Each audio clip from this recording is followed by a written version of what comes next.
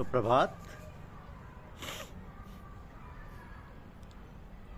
ये संपूर्ण संसार अपना कुटुंब है। ये हमारी आज की आध्यात्मिक चर्चा का विषय है कि संपूर्ण संसार अपना कुटुंब है। संपूर्ण प्राणी एक ही संसार के अनेक अवयव हैं। किसी भी रीति से शरीर संसार से अलग सिद्ध नहीं हो सकता। बनावट की दृष्टि से, धातु की दृष्टि से, संरक्षक की दृष्टि से देख लो, शरीर को संसार से अलग सिद्ध नहीं कर सकते। तो जैसे शरीर के अवयव अलग अलग होते हुए भी एक ही शरीर के अंग हैं, ऐसे ही संसार में छोटे बड़े जितने भी प्राणी हैं वे सब एक विराट समष्ट संसार के ही अंग हैं। एक विराट के अंग होकर भी वे अपना व्यक्तिगत स्वार्थ सिद्ध करते हैं। ये गलती, क्योंकि अपना स्वार्थ सिद्ध करें या नहीं करें इसका ज्ञान पशु पक्षियों में नहीं, परंतु मनुष्य में इसका ज्ञान है। मनुष्य विवेक पूर्वक ये विचार कर सकता है कि ये संपूर्ण संसार अपना कुटुंब है। फिर एक अपने स्वार्थ के लिए काम कैसे करें, नीति में भी आया है। अयम निज परो वेत्ति गणना लघु चेतसाम उदार चरितानाम तब वसुदेव कुटुंबकम। ये तो हमारा है, ये दूसरों का है, ऐसा विचार तो तुच्छ हृदय वालों के लोगों को लिए हुआ करता है। जिनका हृदय उदार है उनके लिए तो सारा संसार ही कुटुंब है। संसार का कोई भी प्राणी हो, चाहे स्थावर हो या जंगम, अपने ही कुटुंब का है। शास्त्र में आया कि जैसे अपने घर में रहने वाले लोग अपने कुटुंबी हैं, ऐसे अपने घर में रहने वाली चींटियाँ, मक्खियाँ, चूहे आदि भी अपने कुटुंबी भी हैं। वे भी उस घर को अपना घर मानते हैं। चिड़िया उस घर में जहाँ अपना घोंसला बनाती है वहाँ दूसरी चिड़िया को नहीं रहने देती। तो विचार करें, एक घर में भी कितने घर हैं। सबका अपना अपना घर है। तो घर को केवल अपना ही मानना और अपने घर के केवल अपने घर के लिए ही सब काम करना पशुता है, मनुष्यता नहीं। अब भागवत में आया है कि इस पशु बुद्धि का त्याग कर दो। पशु बुद्धि मिमा जही, सबके हित में अपना हित मानना ही मनुष्य बुद्धि है। तो आज जो आध्यात्मिक उन्नति में देरी हो रही है उसका खास कारण यही है कि आप अपना व्यक्तिगत हित ही चाहते हैं।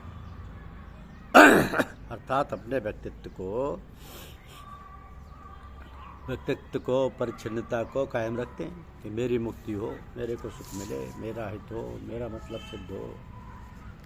इस व्यक्तित्व को, एक देशीय को आप छोड़ते नहीं।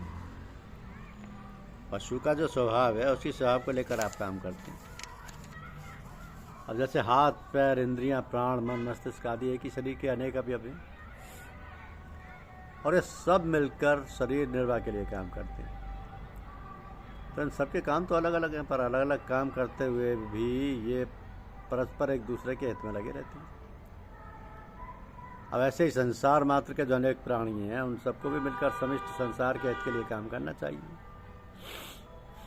गलती वहाँ होती है जब वो केवल अपने लिए ही काम करते हैं। जैसे हाथ केवल अपने लिए ही काम करें, पैर, आँख, कान, नाक आदि किसी के लिए नहीं, तो शरीर का निर्वाह नहीं होगा। पैर कहें कि हम तो अपने लिए ही काम करेंगे, शरीर को हम क्यों उठाएं।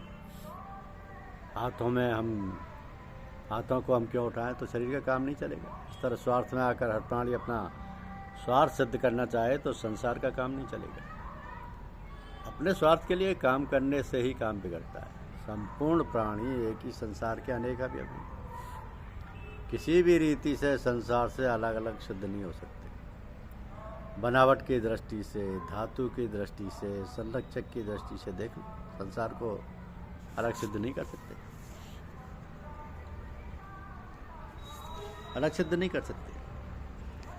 प्रजापति ब्रह्मा जी ने सृष्टि के आदिकाल में कर्तव्य कर्मों के विधान सहित प्रजा की रचना करके उनसे प्रधानतया मनुष्यों से कहा कि तुम लोग अपने कर्तव्यों के द्वारा अपनी वृद्धि करो और वह कर्तव्य कर्म रूप यज्ञ तुम लोगों को कर्तव्य पालन की आवश्यकता सामग्री प्रदान करने वाला हो। तो अपने कर्तव्य कर्म के द्वारा तुम लोग देवताओं को उन्नत करो और वे देवता लोग अपने कर्तव्य के द्वारा तुम लोगों को उन्नत करें। इस प्रकार एक दूसरे को उन्नत करते हुए तुम लोग परम कल्याण को प्राप्त हो जाओगे।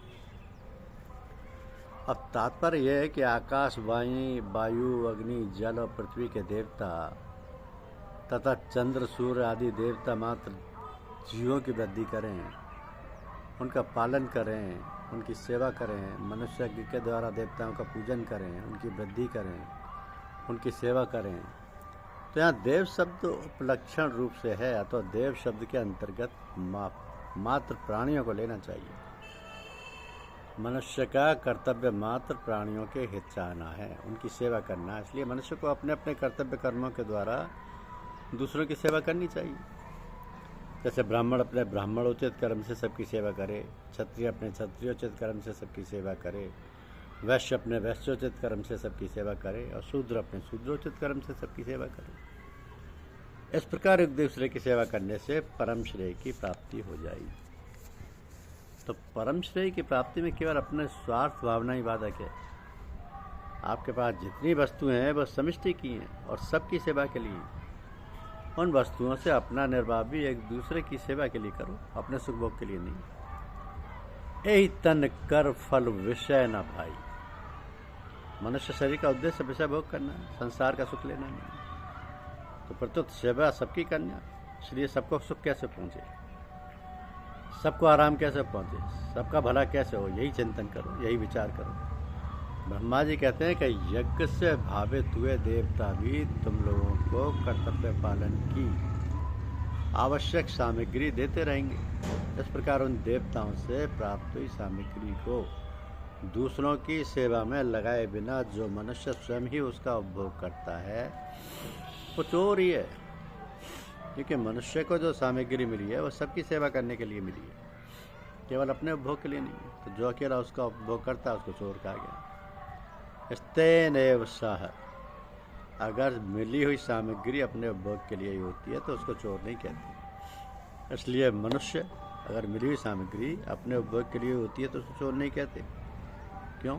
इसलिए कि मनुष्य को जो भी सामग्री मिली है उसको अकेले भोगने का वो अधिकार ही नहीं है। जैसे परिवार में जो आदमी पैसे कमाता है उसके द्वारा कमाए हुए पैसों पर अकेले उसका हक नहीं लगता, पर तो उसके पूरे परिवार का हक लगता है। तो अगर वह अपनी स्त्री से कह दे कि मैं अकेला ही खाऊंगा, तू तो घर पर बैठी रहती है, तेरे को क्या दिया जाए? तो माँ बाप से कहे कि आप तो ऐसे ही घर पर बैठे रहते हैं, आपको क्यों दिया जाए? मेहनत की है, मैंने कमाया, मैंने अकेला मैं ही भोग करूँ। ऐसी परिस्थिति में परिवार को सुख शांति रही? हो ही नहीं सकता, संभव ही नहीं। इसलिए मनुष्य के द्वारा जितनी व्यापक सेवा होगी उतना ही वह श्रेष्ठ हो जाएगा। धन्यवाद। यूट्यूब चैनल को लाइक और सब्सक्राइब अवश्य कीजिए। शुक्रिया।